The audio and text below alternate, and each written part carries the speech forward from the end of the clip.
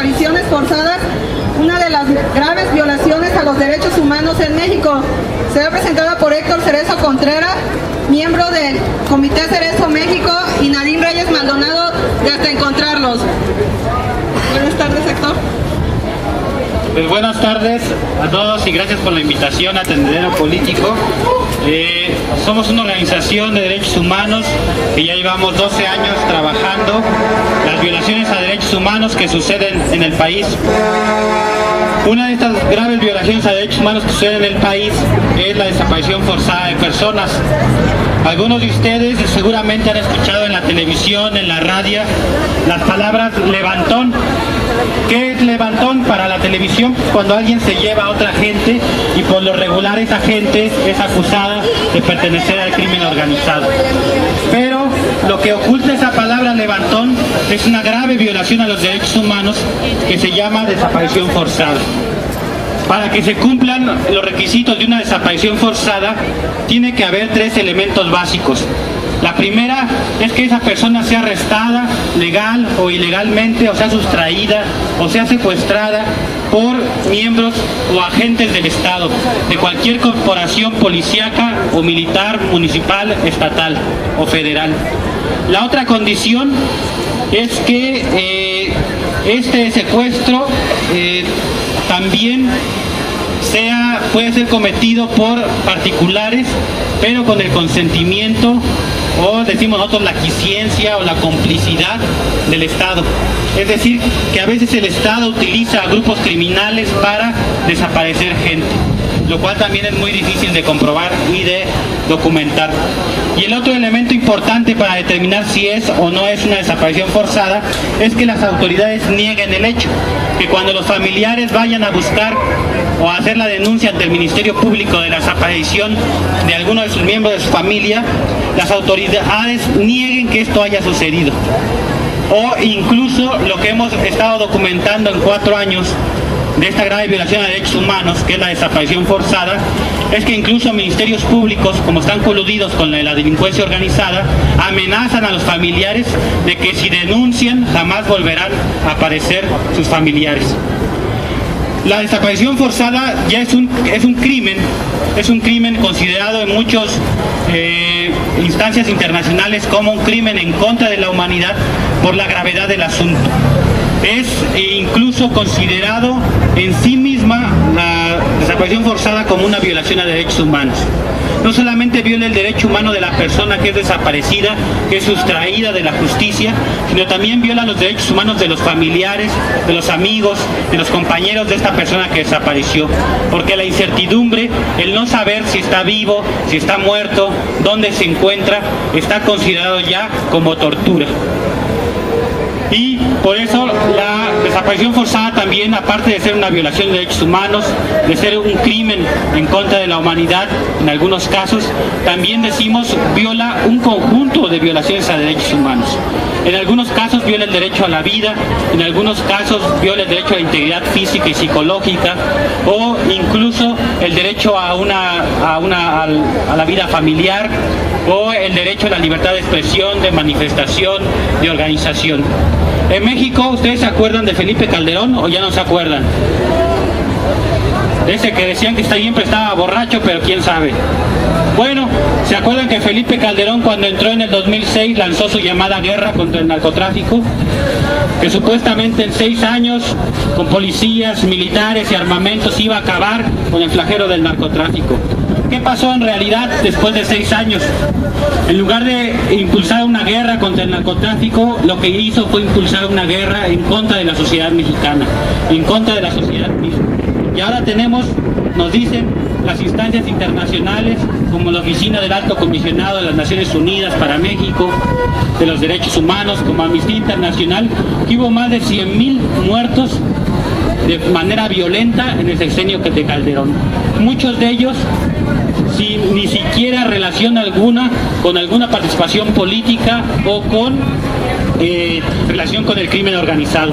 Pero también hay una cifra muy alta de personas desaparecidas. Incluso hace pocos meses la Secretaría de Gobernación, por la presión de la huelga de hambre de más de 8 madres que estuvieron aquí en Gobernación en huelga de hambre por la presentación de sus hijos, sacaron una lista oficial de 24,000 personas desaparecidas en México. 24,000 personas, de las cuales las cifras que nos dieron no aparecen, por ejemplo, los 65 defensores y defensoras de derechos humanos o luchadores sociales que por el simple hecho de luchar por algún derecho como el agua, la tierra, la vivienda, están desaparecidos. No se encuentra dentro de esta lista también muchas personas que están reclamando organizaciones de derechos humanos, sobre todo en el norte de la República, en Saltillo, en Chihuahua, en Tamaulipas, no aparecen en estas listas. Entonces nosotros decimos que esa misma lista oficial de 26,000 se está quedando muy corta. Organizaciones sociales, populares, de derechos humanos nos están hablando de una cifra de hasta 60,000 desapariciones forzadas en México. Recordar que hace 2-3 años se encontraron las primeras fosas en Tamaulipas de más de 200 cuerpos. No solamente eran migrantes salvadoreños, guatemaltecos, hondureños, sino también muchos compatriotas mexicanos que fueron asesinados por el hecho de no incorporarse al crimen organizado. También ya sabemos que quienes vendieron a esos migrantes al crimen organizado fueron policías del Instituto de Migración. Todo eso ya está documentado en los medios y las organizaciones sociales. Felipe Calderón inició esta guerra del narcotráfico, que nosotros llamamos que es una guerra en contra de la sociedad, una guerra en contra del pueblo, y está dejando un saldo de muchas familias lastimadas, dolidas por la violencia. No es casualidad que la violencia comenzó por estados de la República. Recordar que primero empezó Chihuahua, luego empezó Michoacán, luego se extendió a Tamaulipas, luego a Veracruz, y así se ha ido extendiendo la violencia generalizada, aparentemente descontrolada en la mayoría del país, incluso ya en las afueras del Distrito Federal, en algunas colonias del Distrito Federal, se comienzan a reproducir estos esquemas de violencia. ¿Qué hizo Felipe Calderón y qué está continuando Peña Nieto? Uno, la militarización del territorio nacional. Más de 60,000 miembros de las Fuerzas Armadas están ahorita ocupando puestos de policías de seguridad pública. En más de la mitad de los estados de la República, quienes ejercen el mando de la Secretaría de Seguridad Pública son generales, militares en activo o retirados o comisionados. También, junto al fenómeno de la militarización, estamos viviendo en México un fenómeno que se ha vivido en otros países como Colombia, como Perú, como Guatemala, como El Salvador, que es el paramilitarismo. Gentes entrenadas, financiadas, armadas por el Ejército Mexicano o la Marina, que cumplen el papel del instrumento o el arma o el brazo siniestro del Estado. Tenemos ya desplazamientos forzados en Guerrero, en Sinaloa, en Michoacán, en Chiapas, por grupos armados civiles que aparentemente no tienen una relación con el Estado, pero sí tienen una relación con el Estado. Y aquí hay que diferenciar los grupos de autodefensa civil que son creados por el Estado y diferenciarlas de las policías comunitarias que son legítimas, que son creadas por los pueblos organizados y que están creadas para bajar la delincuencia, para combatir, para tener mayor seguridad en sus comunidades. Ante estas policías comunitarias que tienen legitimidad de sus propios pueblos, el Estado está armando a otra gente civil para contraponérselo. Ahora tenemos a una mujer, por ejemplo, de Guerrero, que hace una semana, una mujer policía comunitaria elegida por su propia comunidad, que fue presa y se la llevaron en helicóptero al penal de máxima seguridad de Nayarit. Y también se llevaron a 40 policías comunitarios. Entonces tenemos una ofensiva generalizada, militarización, paramilitarización, pero también lo que llamamos la criminalización de la protesta social. Ahora ya no es necesario ni siquiera ser luchador social o, como dicen, ser grillo o estar en la política para que te secuestren, te desaparezcan, te detengan, te torturen. Recuerden aquí el 1 de diciembre, el 10 de junio, mucha de la gente que ni siquiera participó en las manifestaciones, que venía como ustedes a comprar al centro o a ver algunas cosas en el centro, fue detenida, fue pateada, fue golpeada y fue metida en la cárcel, acusado de los mismos delitos que se les acusaba a los manifestantes.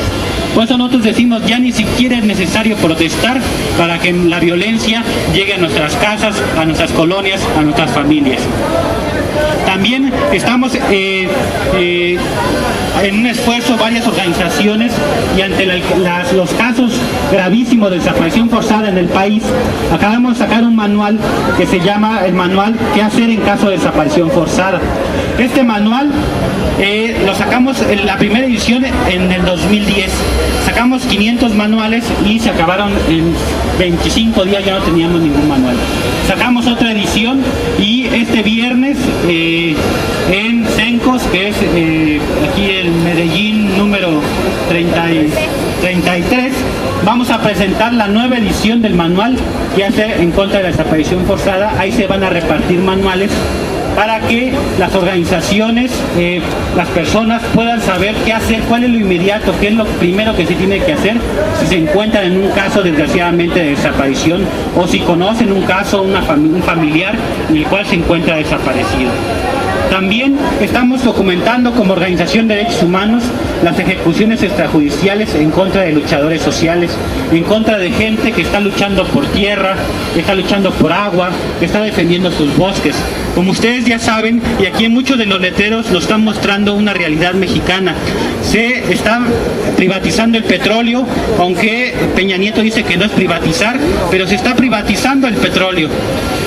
Se le está aplicando una reforma a los maestros que están aquí en plantón, que lo único que va a hacer, o que está encaminada también, es a privatizar la educación.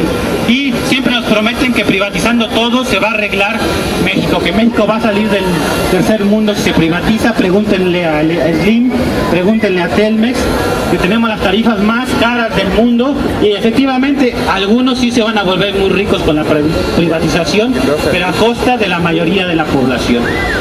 Entonces, una de las violaciones que tenemos, porque hay muchas violaciones, hay violaciones al derecho a la vivienda, a la educación, a la salud, pero nuestra organización se ha dedicado a documentar últimamente violaciones muy específicas como la desaparición forzada, la ejecución extrajudicial, la prisión por motivos políticos y las agresiones en contra de defensores. El martes vamos a presentar en el Centro Universitario Cultural, que está cerca del Metro Copilco, el informe Defender los Derechos Humanos en México, el costo de la dignidad. Es un informe que abarca de junio del 2012 a mayo del 2013. Es un informe que recaba más de 500 casos registrados en un año, un mes, de graves violaciones a derechos humanos en México. Y vienen nombres, apellidos, fechas, estados de la República, vienen las estadísticas para que no nos digan que esto no existe, que esto no está pasando en México. Está debidamente documentado que hay una política del Estado mexicano para que el pueblo, la sociedad, primero no se entere de lo que está pasando, y segundo, si se llega a enterar de lo que está pasando, no se organice, no luche, no proteste. Y en caso de que se organice, luche o proteste, sepa que va a ser perseguido, reprimido o acosado. Aún así creemos que la sabiduría del pueblo y la valentía del pueblo tarde o temprano muestra sus frutos, y tarde o temprano vamos a poder frenar estas políticas económicas neoliberales de saqueo al pueblo. Ya sufrimos 6 años de Felipe Calderón. Ahorita apenas llevamos, ¿cuántos meses llevamos de Peña Nieto? ¿Alguien sabe? ¿Alguien sabe cuántos meses llevamos de Peña Nieto? ¿Cuántos? 9 meses, ya parecen como 10 años, ¿no? 8 meses apenas del gobierno de Peña Nieto y ya todas las reformas que está aprobando el Congreso. 8 meses de Peña Nieto y ya tenemos a 14 luchadores sociales que han sido ejecutados de manera extrajudicial. 8 meses de Peña Nieto y tenemos a 13 defensores de derechos humanos que están desaparecidos, que todo el mundo sabe que se los llevaron fuerzas policíacas o en otros casos fuerzas militares, que hay inclusive fotografías de las placas de los camiones y no se encuentran esas personas hasta la fecha. Esa es la desaparición forzada. La desaparición forzada, recordando, es cuando autoridades del Estado o particulares con su consentimiento se llevan a una persona y niegan que ellos la tienen. Esa es la desaparición forzada. Hay muchos tipos de desaparición.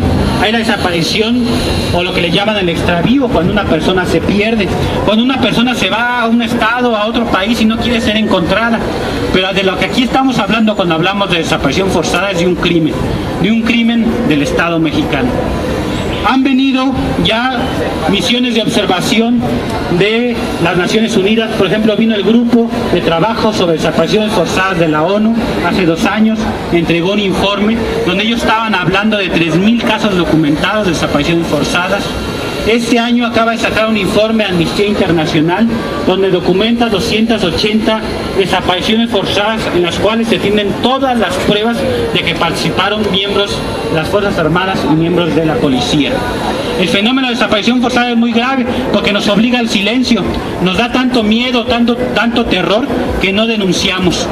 Y ahí vemos a las pobres madres, a los pobres padres protestando, haciendo huelgas de hambre, marchando, y la mayoría de la sociedad somos indiferentes porque la verdad nos da miedo.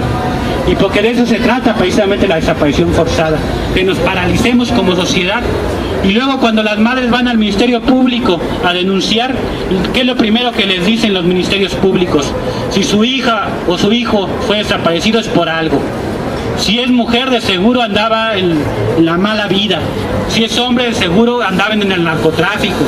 O se fue con el novio o con la novia, o se fue a Estados Unidos, cuando las familias tienen la certeza de que fueron llevados a la fuerza. Ese es otro grave problema. Y cuando las madres, los padres o los hijos de los desaparecidos empiezan a protestar, la misma sociedad le causa tanto temor que se hace a un lado. Nos hacemos a un lado porque decimos y pensamos en nuestro interior, si nos metemos, quién sabe si a nosotros también nos pueda pasar lo mismo. Y como cada quien tiene familia, cada quien piensa en sus hijos, cada quien piensa en sus esposos, pues no quieren meterse en problemas, pero el problema ya está en nuestras calles, ya está en nuestras casas. Ya no podemos evadir el problema, tenemos que enfrentar este problema denunciando las graves violaciones a los derechos humanos. Este tendedero político sirve para eso, son espacios ganados con mucho esfuerzo, con mucha constancia, porque no es fácil venirse aquí, poner al zócalo bajo el hostigamiento a veces de la policía o a veces de los mismos empresarios que dicen que esto se ve feo, que este lugar debería ser un lugar muy bonito para los turistas, pero tampoco podemos ocultar una realidad. Lo que está pasando tiene que verse, y si no sale en la televisión, si no sale en la radio, si no sale en los periódicos, o si sale una versión que les conviene solo a ellos, se tiene que venir a la calle, se tiene que venir a los mercados, a los puestos, a denunciar parte de lo que está pasando. Ustedes pueden ver en el tendedero a mucha gente que conocen, que han visto en la televisión, que han visto en la radio. ¿Ustedes conocen a esta señora? Ya hasta Chucky la demandó, ¿no? Diciendo que no era su madre, ¿no? Ahorita está presa, pero ¿cuánto daño causó? ¿Cuántos millones de pesos se llevó? Y su familia, sus hijas, están en los mismos puestos que ella estaba, solamente porque se peleó con Peña Nieto. ¿A quién más de aquí podemos identificar? Bueno, ya hablamos de Felipe Calderón. ¿Tiene cara de borracho, sí o no? Pero tampoco era una gente tonta, porque siempre decimos, nuestros gobernantes son bien tontos, cometen burradas, Peña Nieto no sabe leer, Peña Nieto quién sabe qué. Bueno, y nosotros decimos, si son tan tontos, tan burros, porque ellos gobiernan y nosotros estamos aquí. Exactamente. Porque si decimos que son tan tontos, tan inútiles, están en el poder, están robando, y nosotros estamos aquí sufriendo y denunciando? Entonces, a lo mejor ni ellos son tan tontos, ni nosotros somos tan listos, ¿no? Sino simplemente nos gusta hacernos también a veces un poquito a nosotros tontos. ¿Alguien conoce a esta persona? Don Beltroni, por favor. Don Beltroni. ¿Alguien vio la película de...?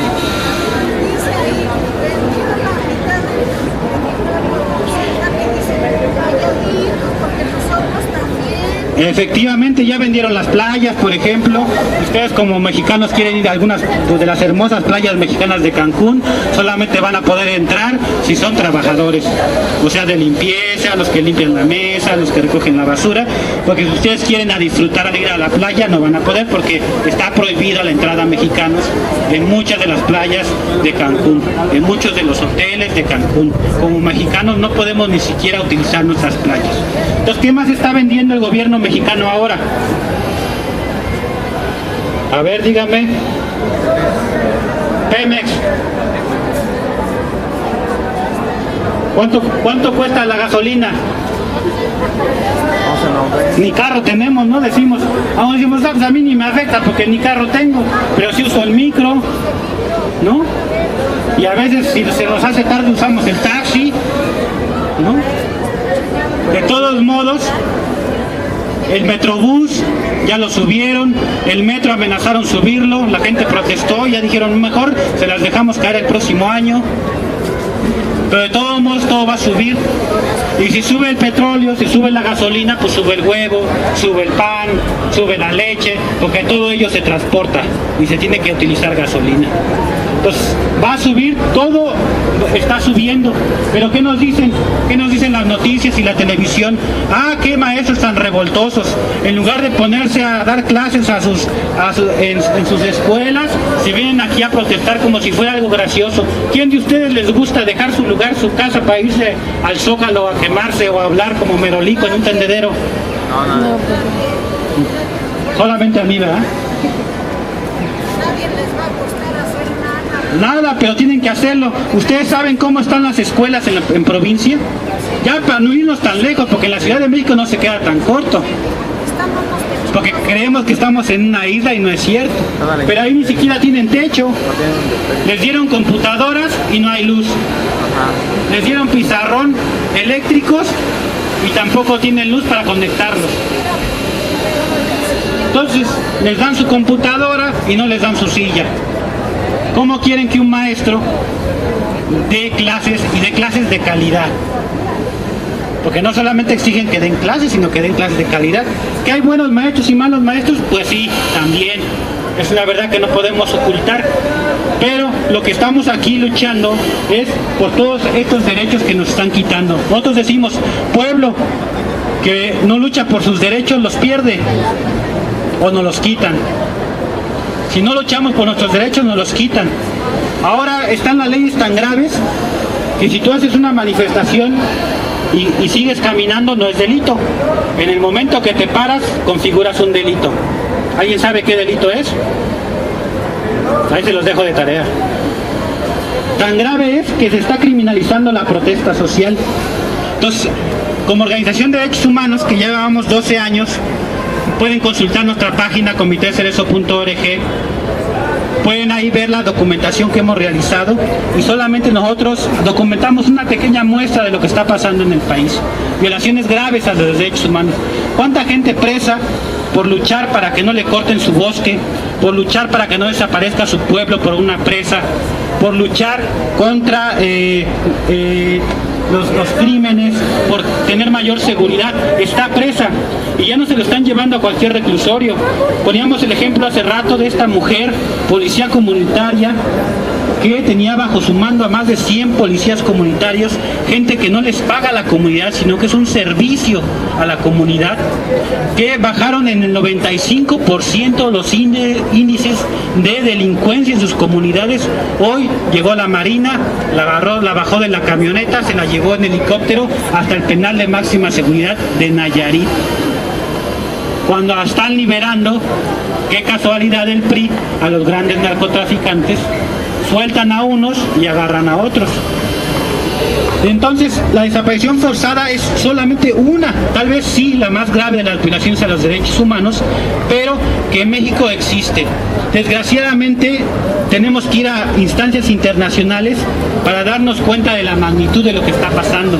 Porque aquí lo único que nos dicen que es una pelea entre narcos. Que lo que pasa es que están peleando los narcos, se están matando y son bien salvajes. ¿Cómo es posible que donde sucede eso son los lugares donde más militarización hay?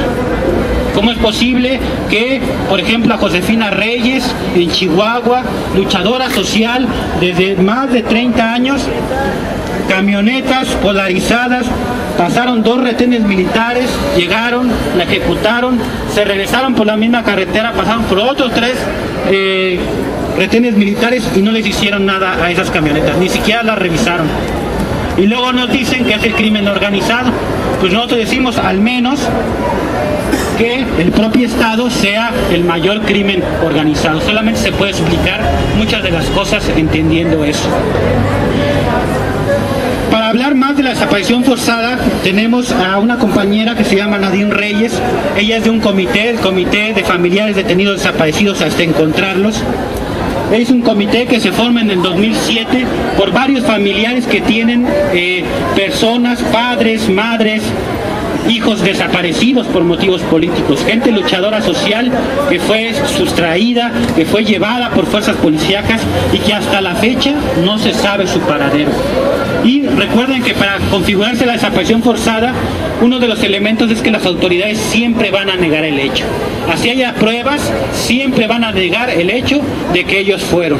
Entonces ella nos va a dar un poquito, nos va a hablar, ampliar un poco más sobre el tema de la desaparición forzada y también sobre los casos que como comité hasta encontrarlos están llevando, han acompañado. También nos va a hablar un poquito de esta iniciativa que saca este manual, que es la Campaña Nacional contra la Desaparición Forzada, que es una iniciativa de más de 40 organizaciones que nos hemos juntado precisamente para visibilizar este fenómeno de desaparición forzada. También no es fácil, porque si tú denuncias, al rato te llega la amenaza por teléfono, te llega la amenaza por correo electrónico, te siguen a tu casa, empieza una campaña de hostigamiento para que no denuncies, porque no le conviene al gobierno que más gente sepa lo que está pasando, pero es necesario a veces, como mucha gente del pueblo mexicano, anónima o muy conocida, que arriesgó incluso su propia vida para poder mostrar una cosa que es bien sencilla, que es la verdad.